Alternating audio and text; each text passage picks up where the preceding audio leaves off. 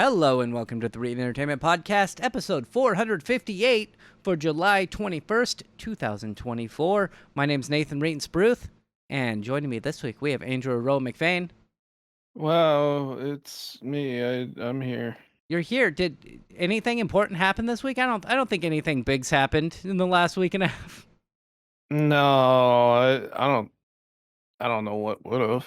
I don't Right? know. I don't know. There's some stuff we're not going to talk about in the last couple of weeks.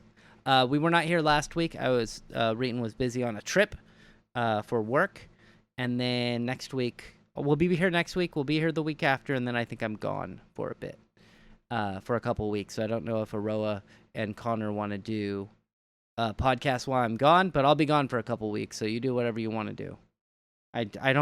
I regretted that immediately as I said it. So Aroa, where can we find you? The Aroa website, Aroa.website. Hey, Aroa. is Castopod still getting hammered? It has been fine the Okay. last couple of days. I did do a couple of things, but it didn't seem like it really had any immediate effect, but then it calmed down. So I don't know if I fixed it or if it just settled down, but it's okay. Good. Yeah, so you can go to Row.website. All the relevant links are there. Connor would like us to point out Clinton's Core Classics, which is already done. It's an actual play podcast of Pathfinder. It's completed. You can listen from the beginning to the very end. And then we are currently doing Bug City Blues, which is our newer podcast, which is an actual play Shadowrun podcast.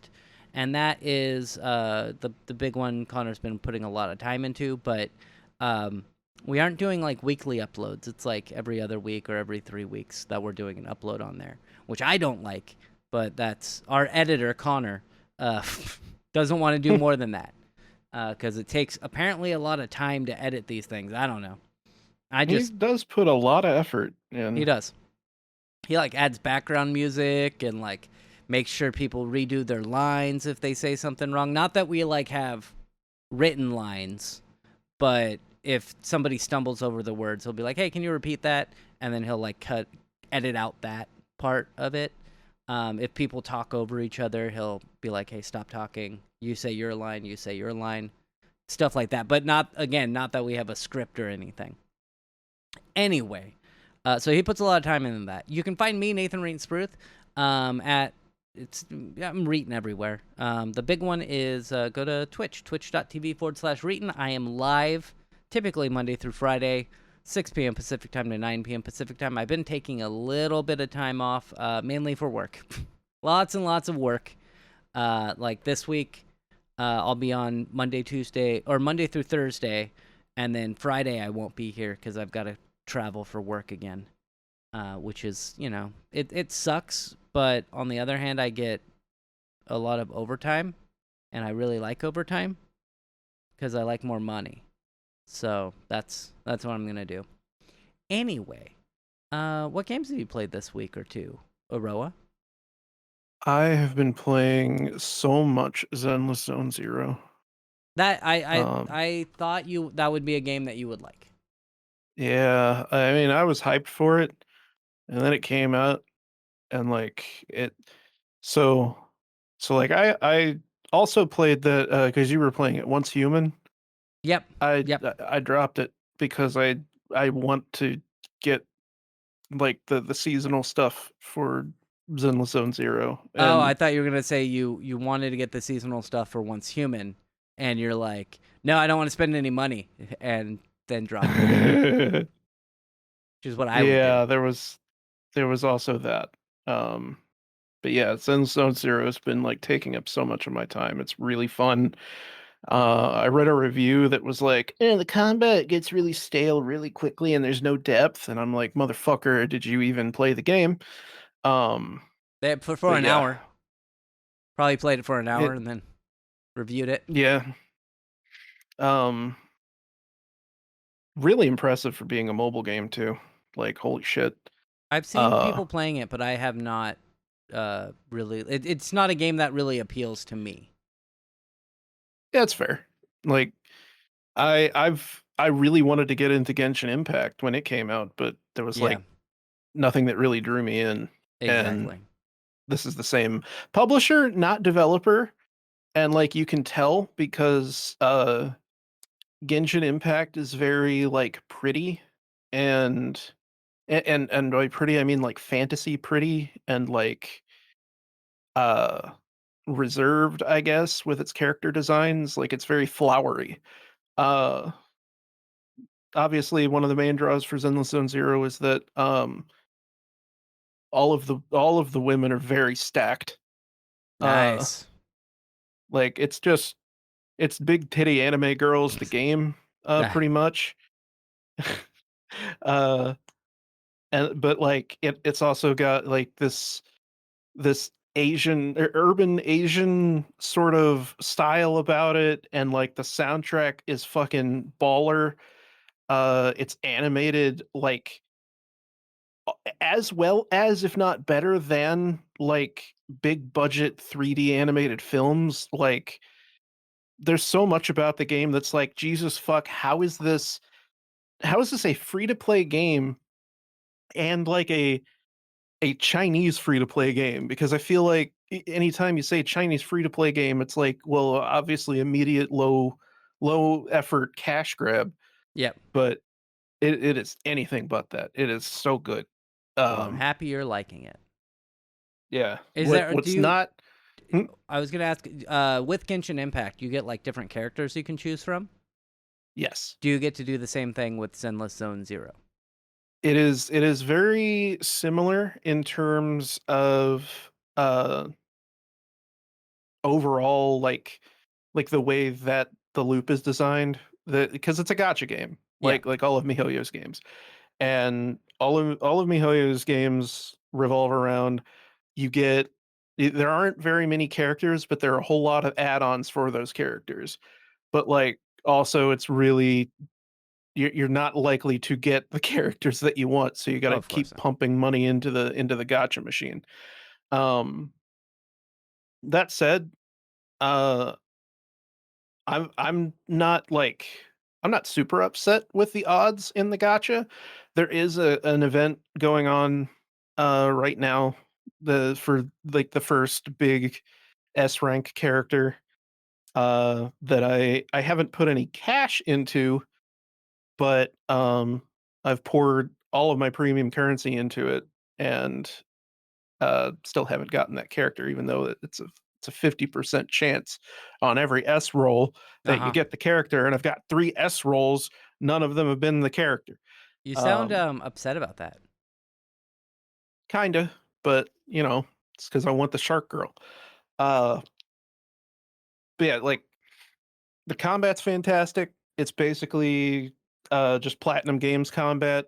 You you hack and slash until you see the spark that shows that the enemy is about to attack, and then you dodge, or you can switch to another character, which then makes them do a counter attack as long as you time it correctly. And there are elemental effects that are important. Like there's so much to the game, and I love that. And then like the other half of the actual mission game mode is this like top-down dungeon crawler thing that has puzzles and shit. That's really good. Uh there's like this persona-esque time management thing where you're deciding what to do every day as the story progresses along. Like Nice. I would have paid $60 for this. I would have paid $70 for this game. As long Easily. as you could have the shark girl. As long as I could get the fucking characters without having to pay any extra money. Yeah, exactly. But it's whatever. I'm probably gonna get the season pass for the game and like all that good shit. Is that I'm or willing to did pay they? $10. Is there like a battle pass? Yeah, yeah. Do you have the battle Uh, pass? I'm probably going to get it. I haven't yet. Mainly because I've been playing on PC, and if I'm gonna get it, I'm gonna use my Apple account to do it so that I can use Apple Pay. Oh, okay. Uh, That makes sense. just because I don't want to give them my credit card information. Well, that leads right into today's sponsor. No, I wish we had sponsors. That'd be awesome. Be able to pay my Castopod bill. But then, yeah. Otherwise, I think you've also been playing. Well, you did play Once Human. That's the other thing that I was playing for about a week. Yeah, I played that for a day. And it's I played it on Friday. Yeah, because as I said, I've been busy. I was working Sunday through Wednesday in a different town that's 5 hours away. So I had to drive there on Sunday, which was awesome. I got paid to drive over there. And then Monday, Tuesday, Wednesday I was working, and then Thursday I just took the day off. So the only day I played games was Friday, and I played Once Human, and it is okay. It's okay. Yeah, like I got to, I want to say like 30 hours ish in, and like I had played it in the last open beta. Okay. And really enjoyed it.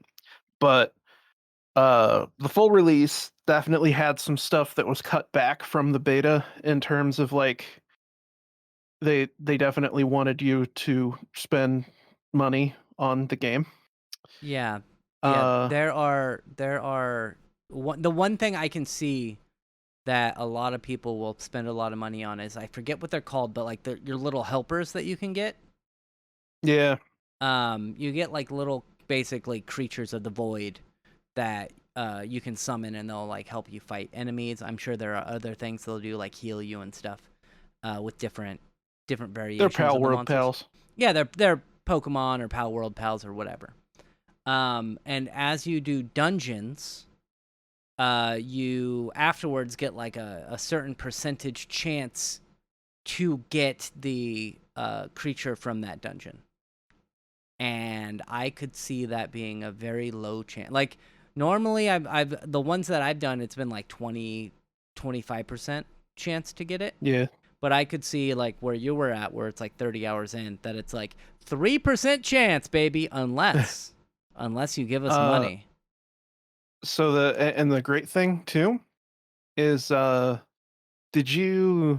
probably didn't get far enough. One of the early optional dungeons has an optional boss in it. Oh, nice. That's awesome. And the game does not tell you that there's actually a secret behind the scenes roll that is made when you beat that boss that determines whether you get a chance at the deviation that gets dropped from that boss. Oh, that's what they're called. Deviations. Right. Yeah. So according to people in global chat, it is like a 1% chance for you to even get an opportunity to catch it. Awesome. That sounds like the good game mechanic. And that fucking boss, I burned through like 20 healing items and so fucking much ammo, and it was just bullshit. The whole thing was bullshit, and really turned me off quite a bit. I was hoping you would finish that by saying you got the deviation. No. There was a weapon in Final Fantasy XI. Now, Final Fantasy XI also notoriously has really bad drop rates, and there was one piece of armor that you kind of needed. It was like a wrist guard. So at a certain level, like level in your 30s, you'll go there and you'll kill this Yagudo. And it didn't take me that many tries to kill it, or not kill it, but it didn't take me that many times to get the armor myself. I did it 7 times and ended up getting the piece of armor, which was not terrible. And you know how spawn rates work in Final Fantasy 11? No. They're long. This one was like I want to say it was like at least 5 hours before it would respawn. So you just basically you're done. You kill it, You don't get the item, you're done for the day. Oh. And then the enemy won't respawn for a certain amount of time. But I was like reading through different forums, and people were like, "Oh yeah, I've killed this thing 35 times and haven't got the item. I've killed this thing like 60 times and haven't got the item." I take my friend there. The enemy is spawned and no one is around it for some miracle. Nobody was around it. We kill it one time, it drops for my friend. It's like, son of a bitch. So sometimes that's what I was hoping. That's why I was hoping that you'd be like, oh yeah, I got the deviation, but no, probably not. Now No. with the dungeons, I don't know how they work. Is there like a premium currency used to go into the dungeons? If I remember correctly, no. Okay. I don't think so. Because I think I want to say some games do that, where like, oh, you Oh, can try this dungeon once a day, but then if you have this premium currency, you can do it more than once a day. a lot of Korean MMOs. I don't know if it's still as much of a thing, but it used to be that they'd have like an energy limit, Yeah. where you had to pay money because of game addiction. A lot of games have figured out ways of kind of getting around that because it's like a law Yeah. that you have to have some kind of way of staving off game addiction, but That's one thing in Final Fantasy 11 again. Dynamis, which was like at the time the in-game content. You could do that twice a week. That was it. Once every like 3 days, you could do Dynamis. And not only that, it was locked. So what I mean by that is you would have a group like, different link shells or whatever. And because the servers were relatively small, like, at maximum, at peak times, it was like 5,000 people on the servers, which is still a lot of people. But you would have like, okay, we do this on Tuesday nights at 6 p.m. from this time to this time. And while your group was in that Dynamis area, nobody else could be in that Dynamis area. And there were different areas, so you'd have like the game just didn't allow it. Yeah. Oh. Now Dynamis wasn't just one big raid. So like you had like Dynamis Saruta Baruta, Dynamis Turangi Canyon. I can't remember the exact names of them. So like if you were in Saruta Baruta on that server, nobody else could be in there at that time. Oh. Yeah. And it costs 500,000 gil, not per person, but 500,000 gil to get the orb so that you could do Dynamis. Oh. Every time. Every time. Every time. I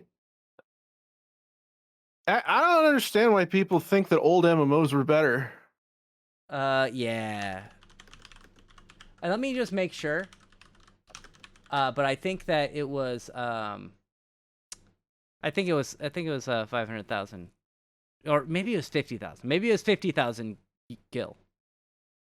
I think it was 50,000.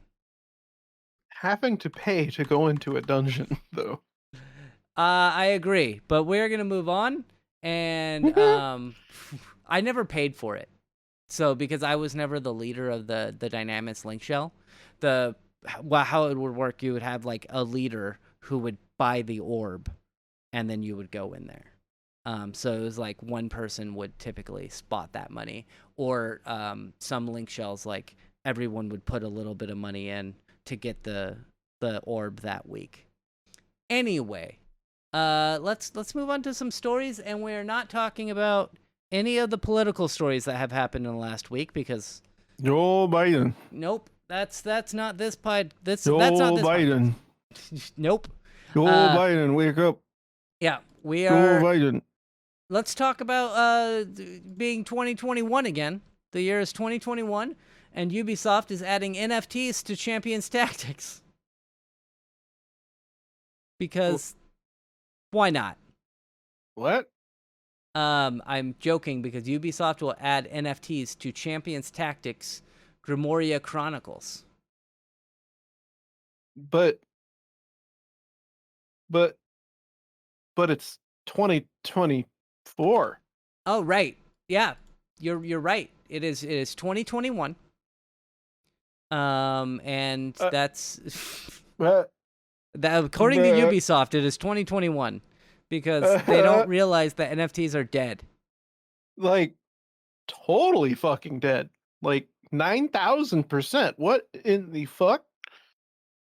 Oh, this Yeah. is fascinating. Yeah.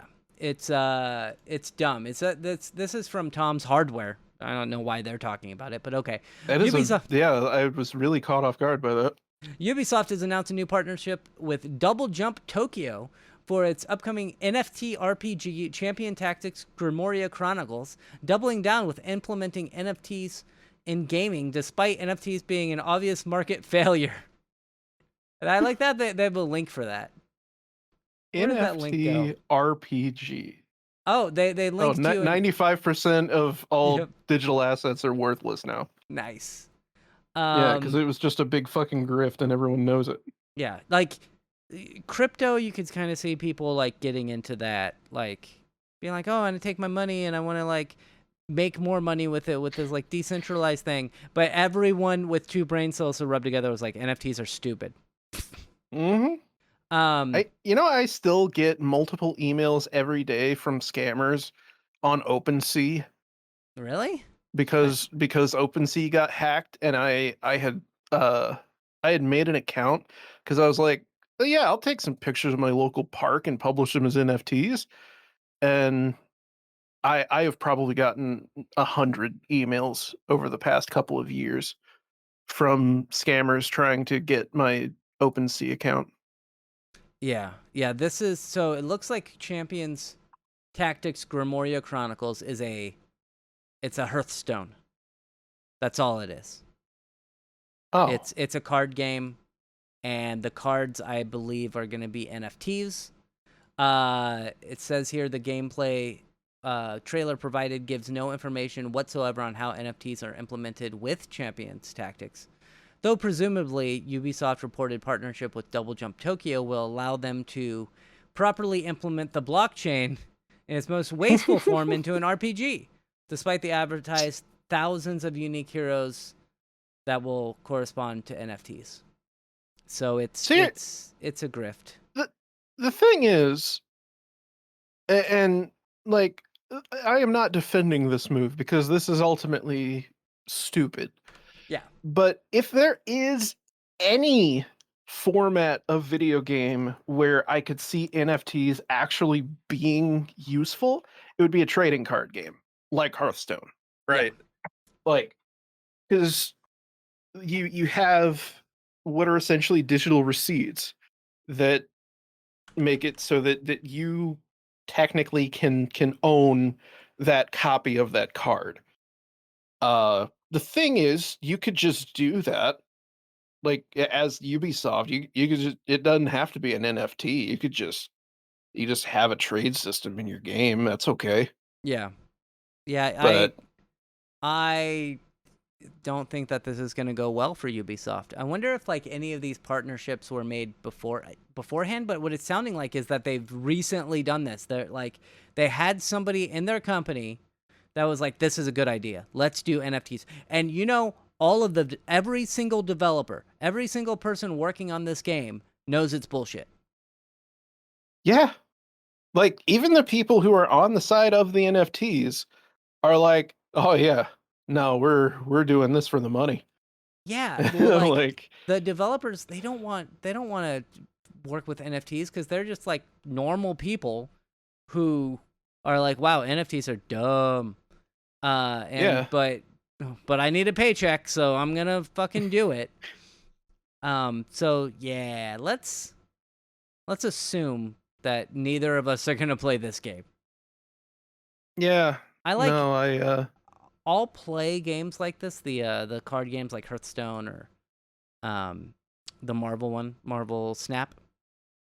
But Yeah, the thing or the is, 8,000 other games that are exactly like those on Steam and mobile. yeah, and I'll play those for like a couple weeks, maybe a month, and then I get bored of them. I did that with Marvel Snap. Marvel Snap. I was like, this game's pretty good, and then I just stopped playing it. Just had And no desire to play it again. and with this being an NFT game, obviously the idea is that, well, you could pull a super rare card. You could pull a champion that nobody else has, or like only 3 other people have, and then you can sell that NFT on the marketplace and make real money in the form of Ethereum from your stupid little digital guy. Yeah, But but you know what else? what's that? You could just buy magic cards and do the same goddamn thing. That's true. It's true. I also hate Like, Magic, by the way. I mean, yeah, like I don't understand anybody who's like willing to pay really more than like $5 for a piece of cardboard. Yeah, And like, don't get me wrong, I I have a lot of what are essentially decorations, like what are they called? Are they tchotchkes? Is that it? yes. I think that's what it's called. Uh, Flair. You have yeah, flair. I don't know. I have little Chinese dolls, uh, or the equivalent of like an old woman collecting china, you Mm-hmm. know. Oh yeah, yeah, Um, yeah. I bought you a anime girl. Hatsune yeah, Miku. I've got a cabinet full of vinyl anime figurines. I've got so many plushies that I've bought from Makeship because for some reason plushies are the thing that fucking creators do instead of vinyls, and I don't know why. I'm assuming it's because they're cheaper. Probably. But um like, so I totally get the idea of buying a superfluous thing for way more money than it's actually worth. But this is being done blatantly cynically for the sake of drawing in people who want to make money off of a dumb collectible card game. And it's like, again, if that's all you want, then go go buy magic packs and do Twitch streams of you opening the card packs, Yeah. because you will make more money off that than you will from playing this game. Can you imagine if NFTs existed when Diablo 3 came out? Oh man, they would have loved that.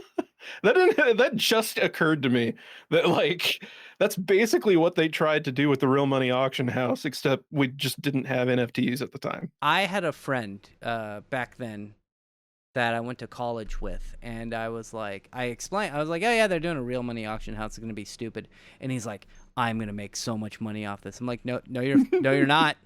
And he's like, no, I'm gonna play it a ton, and then I'll get really good items and I'll sell them. And I was like, you're not gonna make any money. It's not gonna happen. And lo and John behold, he did not make any money. John made less than $50, but he did sell a couple of things on the Real Money Auction House and got paid via PayPal. There are other better ways to make money. Um, Yeah, like just even selling if feet pics. Well, that or just like going to thrift stores and finding Yeah. things that are useful and then selling them on eBay.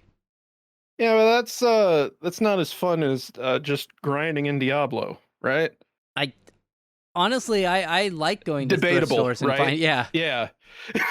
like if you can go to a thrift store and find like a in-box Guitar Hero controller, you could probably make a ton of money.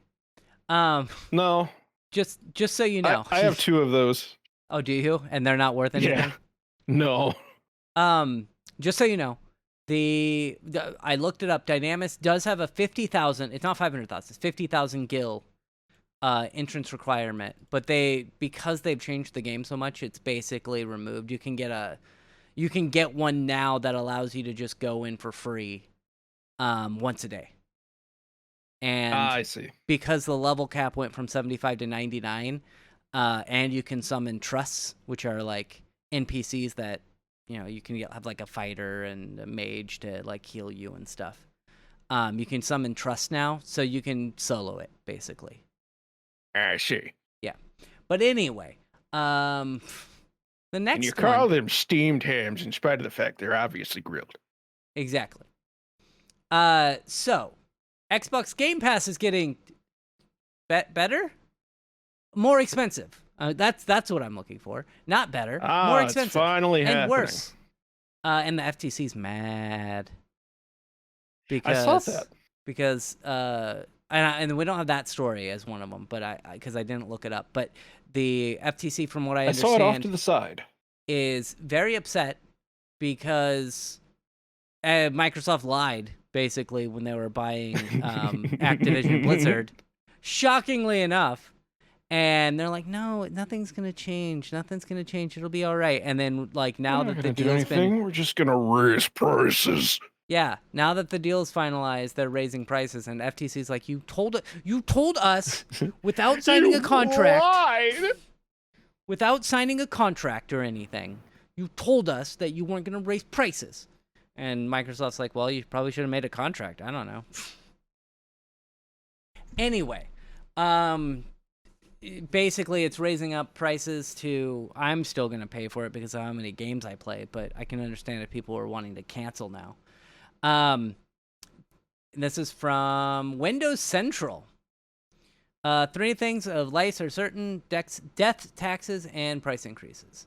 Microsoft confirmed that the Xbox Game Pass price increases are here, but it comes with some major changes to the basic Xbox console tier as well, which I don't like.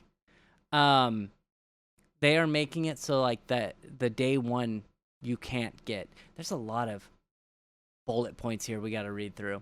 So Xbox Game Pass for console will be shuttered for new users only. Users currently on Xbox Game Pass for console will be allowed to maintain their subscription as well as day one games and hundreds of titles in the back catalog. So if you have just the console subscription, you're not getting the Ultimate, and you currently have that, you get to keep it, and you get to keep the day one games, which is good. New users on Xbox Game Pass in the near future will be greeted by a new Game Pass standard. It includes Xbox's back catalog, but does not include day one games. It'll be $15 per month and will include Xbox Live Gold for multiplayer. It doesn't include Xbox Cloud Gaming, and that's launching in September.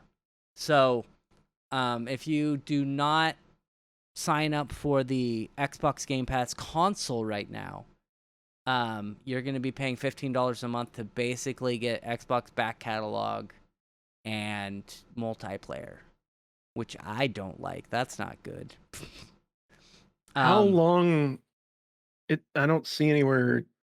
Did you see anywhere where it said how long you'd have to wait? I'm assuming it's like either 6 months or a year until you get a game that's. It probably depends on the game. Yeah, I guess on how successful it is.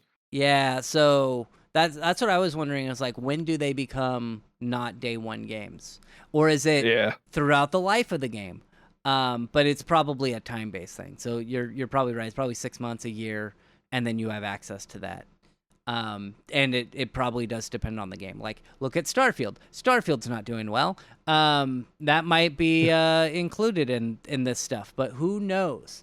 From September 12th, Microsoft will 2024. Microsoft will only allow existing users to stack Xbox Game Pass for console for up to 13 months using prepaid cards and the like, which will continue to function in perpetuity. If you have more than 13 months stacked, you won't be impacted. So if you go and buy you actually buy the like year-long cards or whatnot, you can only stack those for up to 13 months. For the Xbox Game Pass console version. But if you have more than 13 months stacked at right now, you can keep that. So I've seen people who are like, I bought 5 years of Xbox Game Pass just because, and they did this like a year or two ago. So they're good for a couple of years. But then after that runs out, they won't be able to do that anymore. If you also, obviously, if you cancel the Game Pass for console, you will not be able to get it back. So you need to keep that. Otherwise, you Well, at need least to not in yeah, its current form. yeah. Otherwise, you need to get to Game Pass Ultimate. Ultimate will not be changed, but the price will go up. So right now, Of I think course. it's 16.99, I think, is what Game Pass Ultimate is. It includes PC Game Pass, Day One games, and hundreds of back catalog games, as well as cloud gaming, and that's going up to $20 a month. You You know, can. I Oh, sorry. I find it funny, by the way, that not to get political, but you notice that prices just seem to keep going up in spite of the fact that like everything is going. It's all like I'm just putting it Capitalism out sucks, I there. think is what you're getting Yeah, at. it's almost like the companies are just going to keep raising prices regardless of anything else, and Yep. maybe minimum wage doesn't actually make companies raise their prices all that much. Yeah. It's It's they've done studies about 0.36% per a 10% increase in minimum wage. ah, Yeah. And with that being said, like I've had the argument and people, I'd say we should raise corporate tax rate. And people will be like, well, then they're going to raise prices. I'm like, okay, cool. So when they dropped the taxes by 14% on corporations, did prices go down? And they're like, well, that's not how it works. I'm like, I know how it works. oh yeah. Yeah, that's what I'm saying. I know how it works. It's they constantly want to raise prices, even though you look a few years ago, we had tax rates go down by 14% for corporations, but prices either still went up or actually no, they just still went up. We do not see prices go down, especially for things like this. Speaking of which, PC Game Pass is also getting a price increase. So PC Game Pass is only for PC, obviously. So if you don't have a console, you get PC Game Pass, and I think you still get Day One games. I You do. want to say, um, Yeah, nothing is actually changing about PC Game Pass besides the yeah, price. and that's gonna Probably be because it costs them nothing. yeah, and that's gonna be $12 a month. Yep, and it says the next bullet point of PC Game Pass will also continue to get Day One games. Xbox Game Pass Core, which is basically just multiplayer, is $75. Which is just for multiplayer. $75 a year, which is going up $15, which used to be $60 a year. Which is okay, but it's going to remain $9.99 a month. So Wait. they're not raising it monthly. They're just raising it annually. Oh, I see. Yeah. Okay. Yeah. Price increases are global. We're talking about, the United States of America, but there is going to be changes in like every other country as well. Well, look, inflation's affecting the whole world, so New almost billing as will if it's not just the president's fault. Yeah, I know. New prices will start taking effect on September 12th, 2024. And that's basically it. So they're raising prices by a couple of dollars. And they're killing one of their tiers, which I don't like. That's the big thing a lot of people are mad about, is that they're not even mad that they're raising the prices. They're mad that the entry level is not going to be getting Day One games anymore.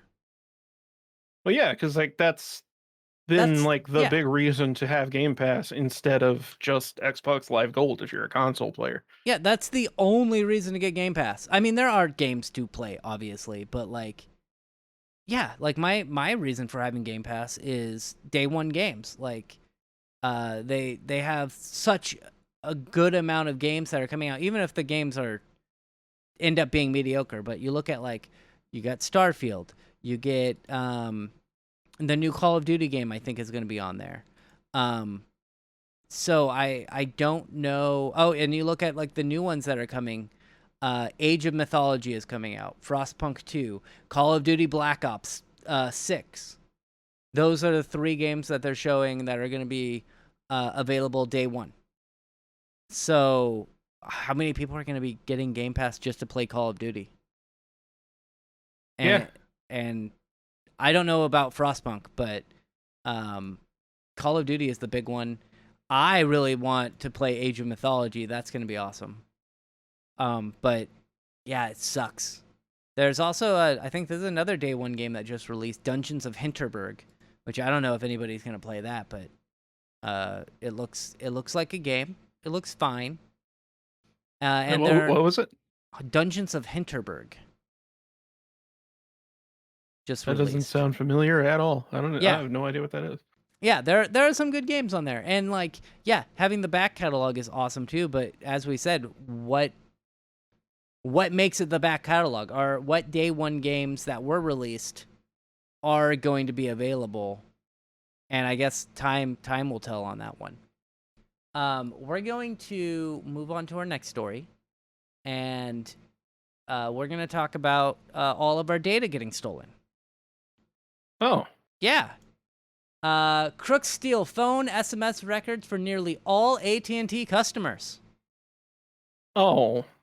Yeah. I used to be an AT&T customer. I also worked Oh yeah, for, you're not anymore. Yeah, I also worked for an MVNO that was on AT&T's network. Yeah. So, but thankfully, this won't affect me. This might affect you, but it won't affect me. How far back does it go?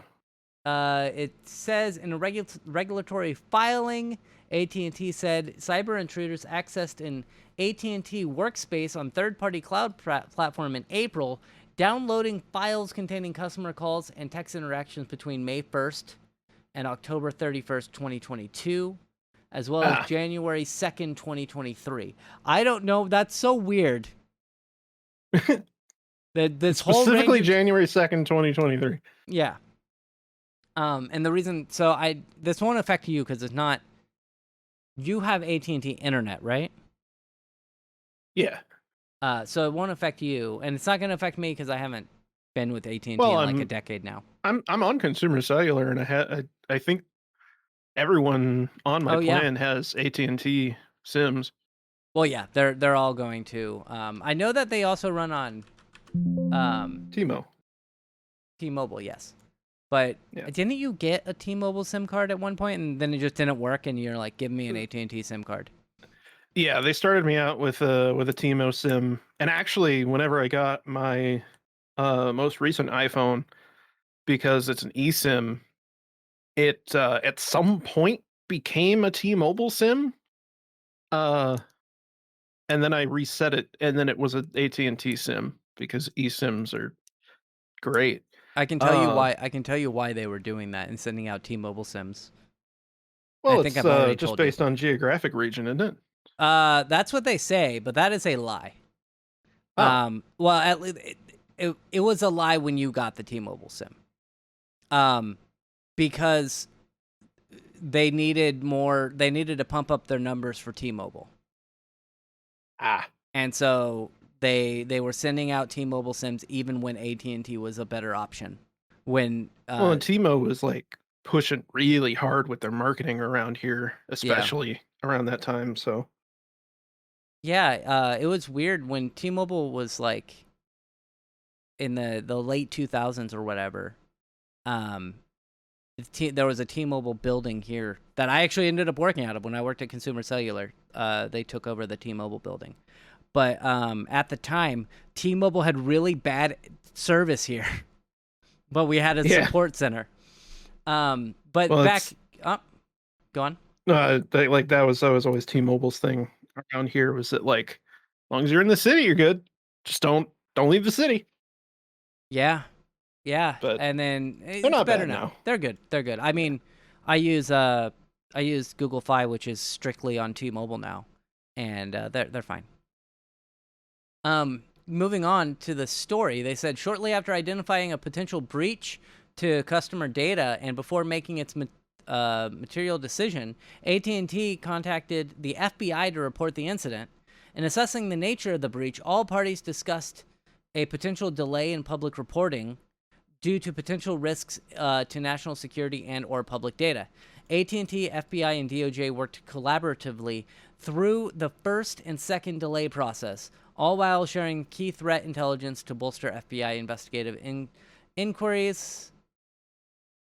Inquities to assist AT&T's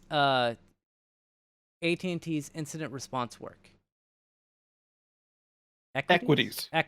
Yeah, I got it right before you said equities. I was like, equity?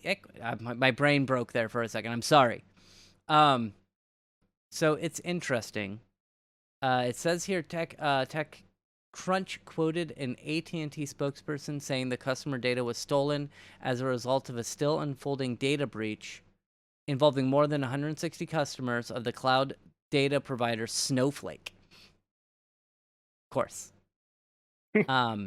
Other companies with millions of customer records stolen from Snowflake servers include Advanced Auto Parts, Allstate, Anheuser-Busch, Los Angeles Unified, Mitsubishi, Neiman Marcus, Pure Storage, Santander Bank, State Farm, and Ticketmaster.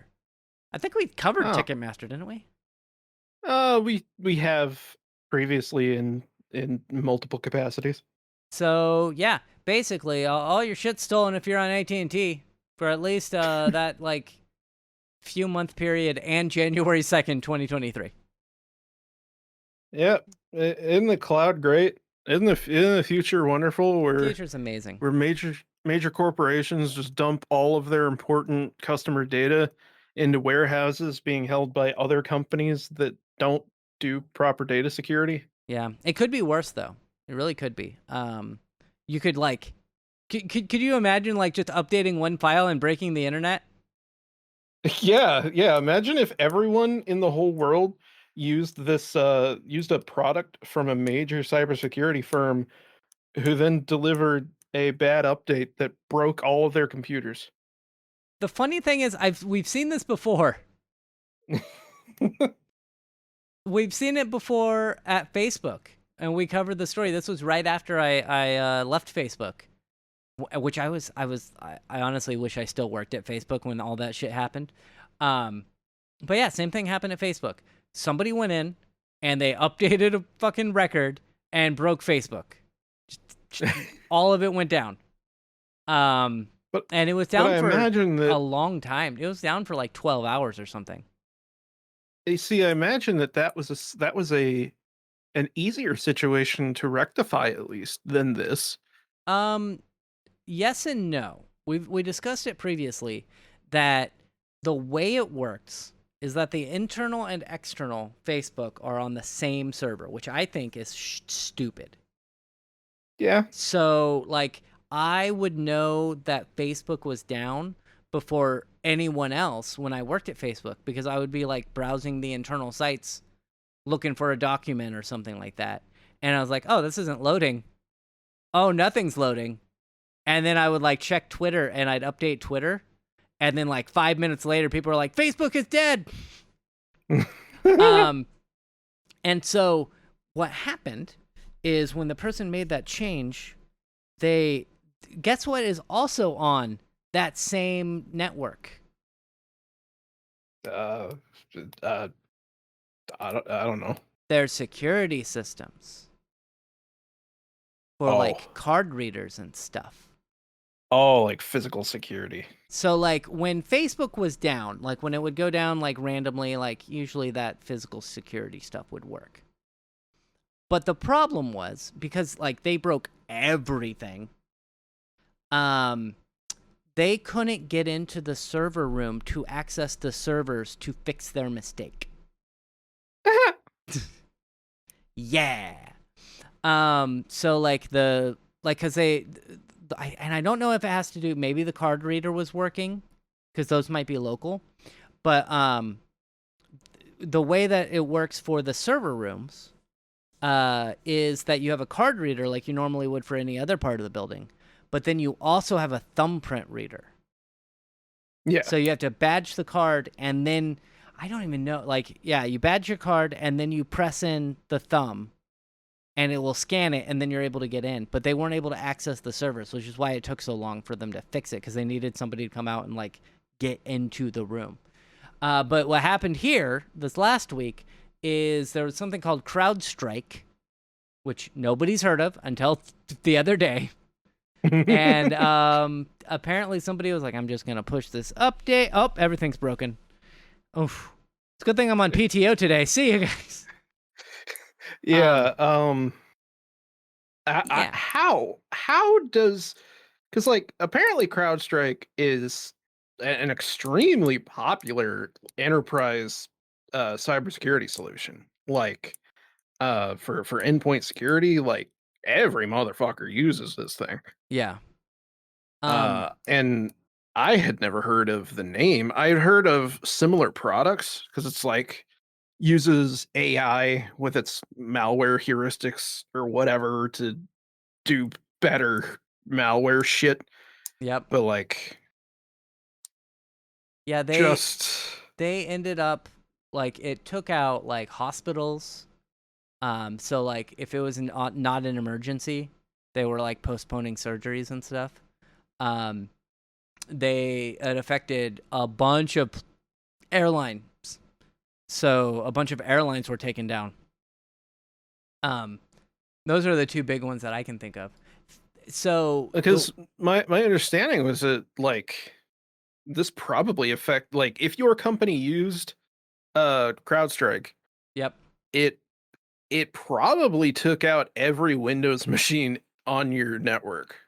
I have a coworker who works at a hotel, or not a coworker. I have a friend that works at a hotel, and it affected his computers, and uh, there was a way to fix it. And it was like deleting a file, Well, yeah, because but yeah, because it's the updated file that was causing the issues.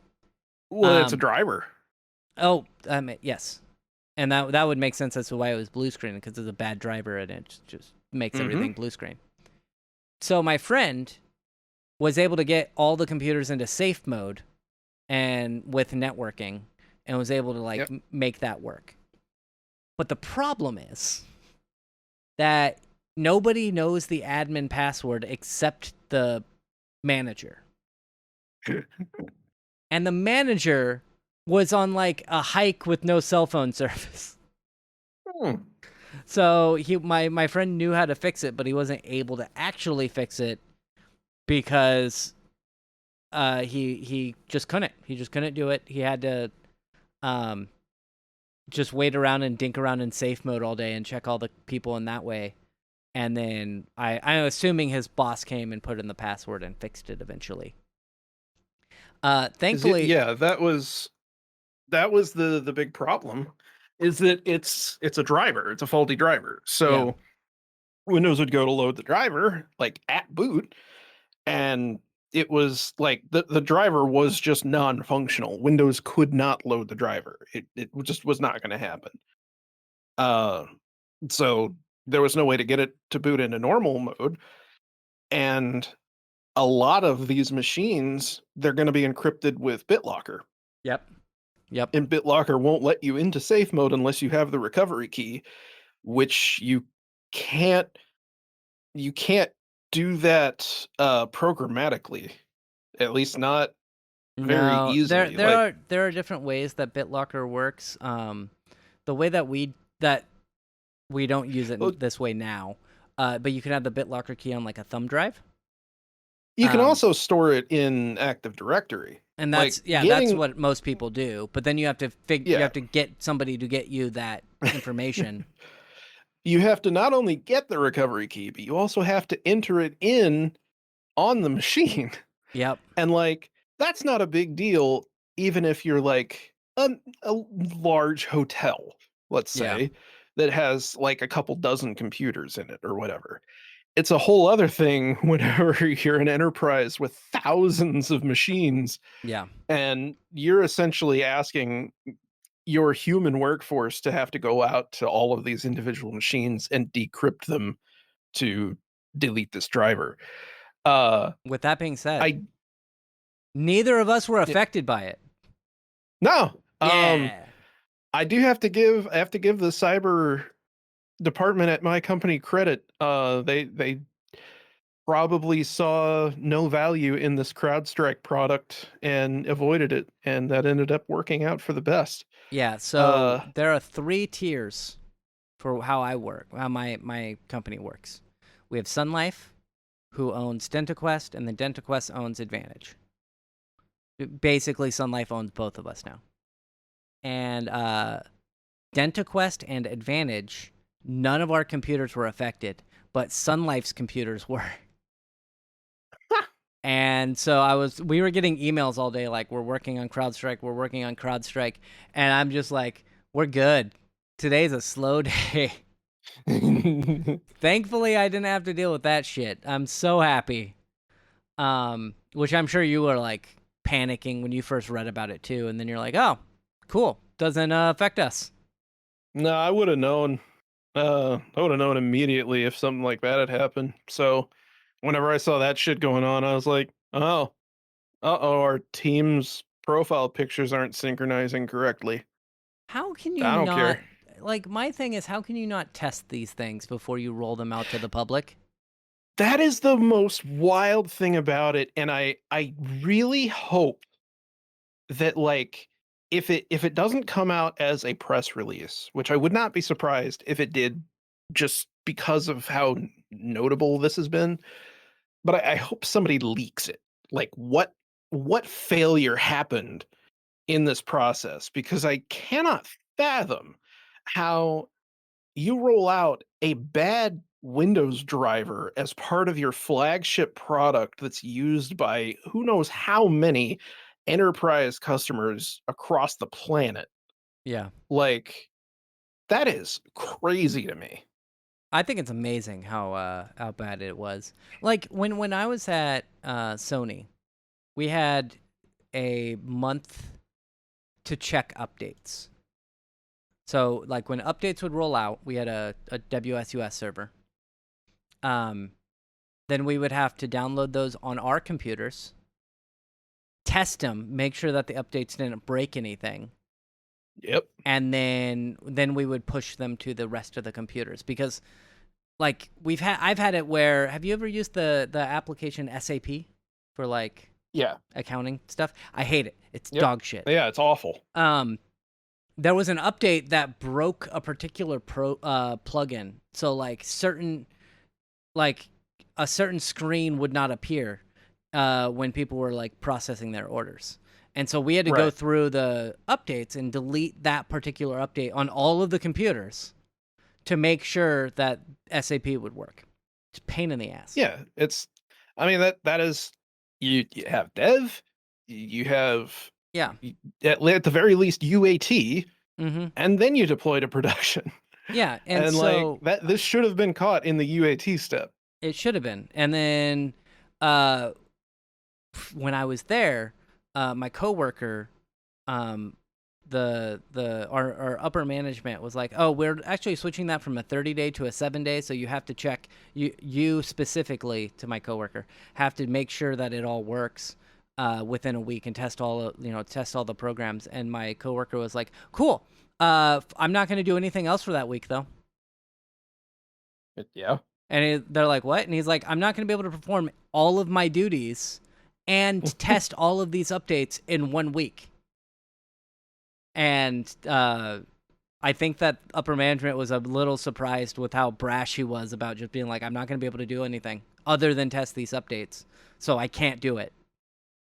But yeah, so how these people at CrowdStrike, which apparently it's a huge thing that can just brick your computer and your entire company, didn't like push this out to like 10 computers to see if it worked before they pushed it out onto the public. I do not know. Or was like, it was it just, it's like it's a fucking Windows driver. yeah. Like, And it, it, is somebody fired? I bet that guy's fired.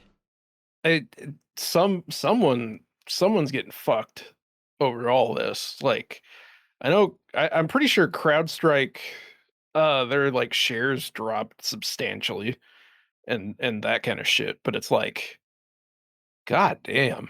Uh, Yeah. I it's just like, you have this many customers and you push out a bad update, and the greatest thing that I saw was a thing from Microsoft saying that Microsoft reported some customers have been able to remediate the issue by just rebooting the computer over and over again until it works. Yeah, like 12 times. Upwards of 15 times, they had Nice. said.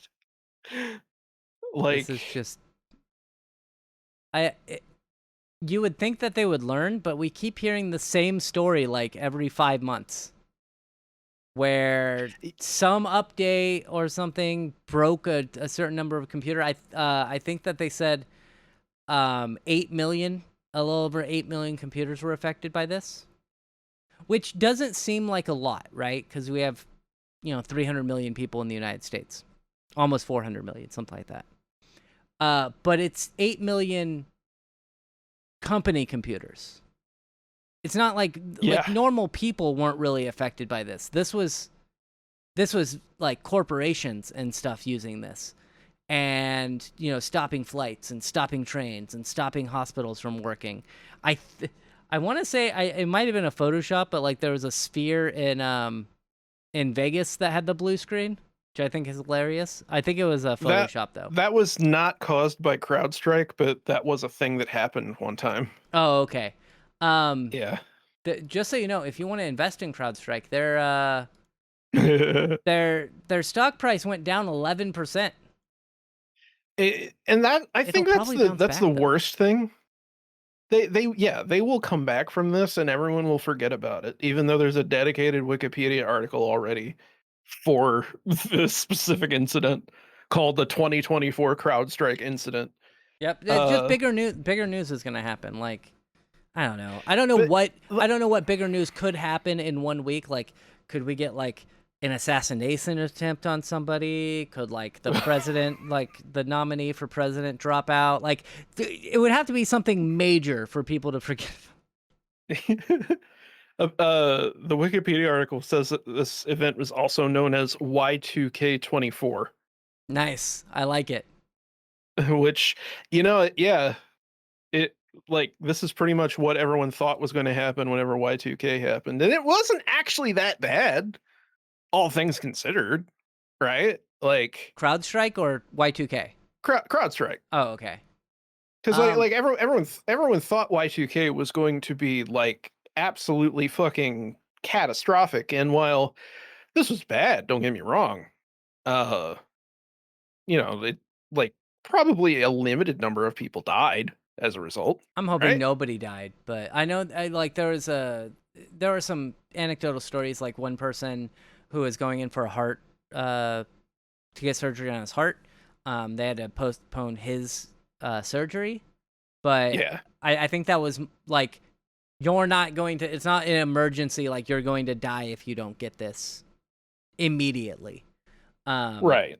so it like I know somebody who has a heart problem that um the doctors were like, yeah, it's bad, but like you have 12 years.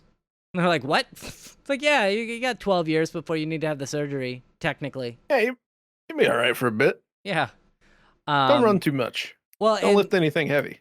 yeah, well, and sometimes it's better to wait. So like if you get a timeline like that, they're like, if you wait 5 years, we might have better surgery, Yeah, like because techniques and stuff by then. it's like a look. We do it now. There's like a 60% chance that you live. Eh, you could hold off for another 5 years. Maybe it'll go up to 70. No, honestly, the heart surgeries in the United States, it's like 95% chance you're gonna survive. Oh yeah, yeah. Like No, I'm being yeah. facetious. But yeah, so Which is that's what that happened. that that that because this all tempted me to say that like it really shows how absolutely integral technology as a whole and specifically Windows is to like everything in society. Oh, and by the way, Uh if anybody is actually listening to this, I'm sorry, this just came to my mind. If anybody emails you saying that they're like, "Hey, CrowdStrike something something something, click this link," don't do it. oh, I'm is sure that it a thing? is. I'm sure it is. Yeah, Um, you're probably right. yeah, there's probably scammers jumping on this right away. So Your just your computer's been afflicted with the crowd strike. yeah. Click here to have an Indian dude log into your computer. My favorite one is there's my favorite one is the one where like they find one of your passwords that you used to use on the dark web. Yeah. And they email you and they're like, this used to be your password. Or we have your password, we've hacked your systems and all this jazz, and now give us money and we'll delete all this stuff we have on you. But there's a new one that is the same as that, but they don't have your password. So I'll get like the people who are like, hey, we accessed your computer and seen that you like adult sites, and we're gonna send that to all of the people that you know. And I'm like, do it. Please, Like, feel free. yeah, exactly. My Go Steam ahead. wish list is public, bro. And so I just like my friend messaged me. This was like a year ago, and she was like, hey, so I got this email from this guy saying that like he hacked my computer and stuff, and I'm just like, it's a scam. They didn't include and the way that you know it's a scam, well, first off, it's just being sent to your email and they want Bitcoin. But they're like, we have pictures of you doing this on your webcam that we accessed, but they don't show you the pictures. Yeah. They would, if they had anything on you, they would at least include one picture of you doing something. Right. Because that's the purpose of whenever they get an old password, they're like, if you don't believe me, well, look at this. Isn't this one of your passwords? Yeah. But like, yeah, if they really had like videos or images of you doing anything like that, they would show you at least one or two, and then be like, we're gonna send that to your friends and family. Yeah. So watch out for scams. I would not be surprised. Actually, I'm gonna Google it. Let's see. CrowdStrike scams. Yep. CrowdStrike Global Cyber Agency warned about scammers. How to guard against scams tied to CrowdStrike. Yep, they're because grounded planes cause frustrated customers to look at reschedule their flights. Travel has been particularly subject to schemers. For example, suspicious social media accounts with fewer than 5 followers have been posing as airline support staff. The accounts reply on social media to customers who are seeking assistance from airlines. So stuff like that. Fascinating. Yeah. Just that people fall for it. You're like, fascinating. Let me go create some more Twitter accounts. Fascinating. This is amazing. So yeah, I've seen that. Like I'll go on Twitter. There's so many bots on Twitter. It's worse than it was before. But you go to Twitter and I hate Logan Paul. Yeah. And Logan Paul is in WWE. So anytime I see something on Logan Paul in WWE, I'm like, Logan Paul should be in prison for scamming his fan base. Sure. And then I'll get all the time I'll get a bot who's like, I was scammed too, but this person helped me out. Oh yeah, those things. Yeah, just every time. So yeah, watch out for scams. If you're affected by CrowdStrike, I'm sorry. You got a day off work, I guess. Good for you. But yeah, that's about it. We'll be back next week. I believe we'll be back next week, and we will be back the week after, and then I'm going to be gone for 2 weeks. So I'll be gone the 11th and the 18th. And I'll be in Australia, and it's like a 18 or 20 hour time difference. So I'm not going to be here because it's going to be. He's gonna be busy throwing his shrimp on some Barbies, if you know what I mean. Yeah, exactly. Actually, there's a seafood place that's like half a mile away from where I'm staying, so I'm probably going to be going there a lot. Yeah, he's gonna be Eating seafood. Crocodile. Yep, I'm going to be hunting crocodiles, boxing kangaroos. Yeah. Don't box a kangaroo. They will fuck you up. Unless they're attacking your dog, then you punch them in the face and I don't have a dog though. You know they hate Well, cats in Australia.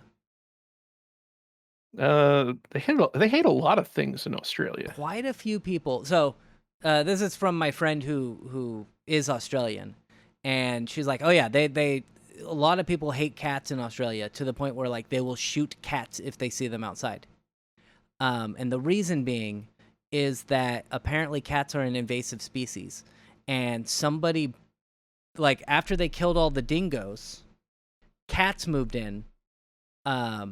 Somebody brought cats over, and that caused cats to be like the apex predator, and so they just like Yeah. kill everybody or kill all of the other animals because they like there's a bunch of scary shit in Australia, but apparently like none of them are predators to cats. Uh, so Australia has a habit of doing that. Bringing invasive species in. Yes. Well, of throwing off the local ecosystem to the point that they essentially cause an ecological disaster that they then try to correct and then overcorrect and fuck everything up even worse. Yep. Specifically, uh, there is a disease that if you are a rabbit owner in the U.S., you have to, and I say have to, but like I implore you, you have to get your rabbit vaccinated against, and that is RHDV2, and it is a bioweapon created by Australia Nice. because they fucked up, killed all of the predators in Australia that ate rabbits. So then swarms of wild rabbits came in and started just demolishing crops in Australia. So they were like, "Well, what do we do to kill the rabbits?" I know. Let's make a fucking bioweapon that just makes them die. Nice. And so they did that. It was supposed to only target the specific species of rabbit. Well, virus did what virus do, It and it mutated. mutated, Yeah. and now it just kills almost all breeds of rabbits indiscriminately.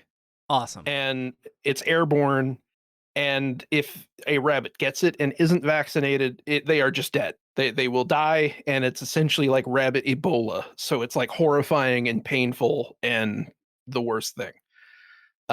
So yeah, thanks Australia. So I'm gonna be going there, and hopefully I won't be killing any rabbits. Yeah. I'll be eating a lot of shrimp and stuff, and go and do a Jim Jeffries comedy thing, and that's it. That's all I have planned. And you're gonna call people cunts. I mean, I already do that. Yeah, but like in public, because it's just part of the local vernacular. Yeah, or mate, one or the Yeah. other. Or I'll You'll say, probably "Hey there, good day, mate. How's the life treating you there, cunt?" I will probably not do that. I will probably be very respectful because I don't want to get shot or stabbed. Crikey! Look at that cunt over there. What a nice looking guy that is. I am excited to be close to the beach. That'll be nice. And that's about it. That's I don't Excited really for the spiders. No, not excited for the spiders. Hopefully I don't see any that are the size. If I see one that's the size of my head, I'll just come back to the United States. I'm assuming are you staying in an Airbnb? Did you say? Yeah. Yeah, I am. Yeah. Ah, okay. Not a hotel. I'll be all right. Look out for drop bears. Yeah, that is a thing that exists. Yeah, drop bears. We'll see you next week. Thank you for being here, Oroa. Crikey, that this is a knife, crocodile.